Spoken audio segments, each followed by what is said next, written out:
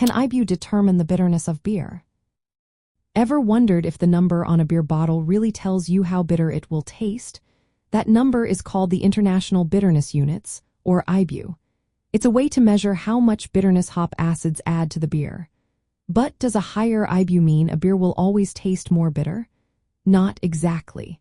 Let's find out how IBUs work and what they really tell us about the flavor.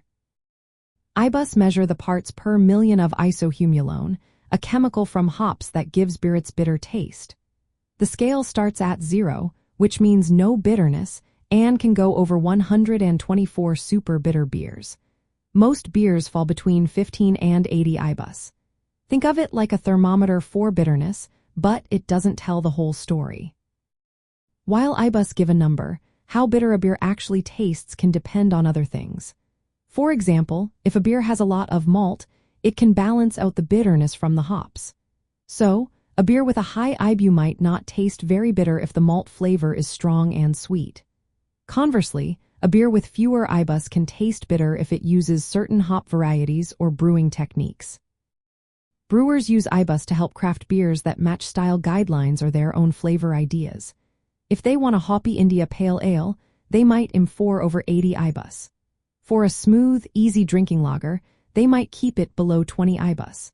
But it's important to remember that IBUs are just one part of the puzzle.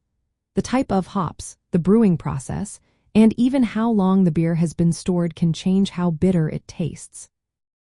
Another thing to keep in mind is that aging can affect bitterness. Over time, hop compounds can break down, making the beer less bitter even if the IBU measurement stays the same. Also, some hop products add polyphenols, which can make the beer seem more astringent, similar to bitterness but caused by different compounds.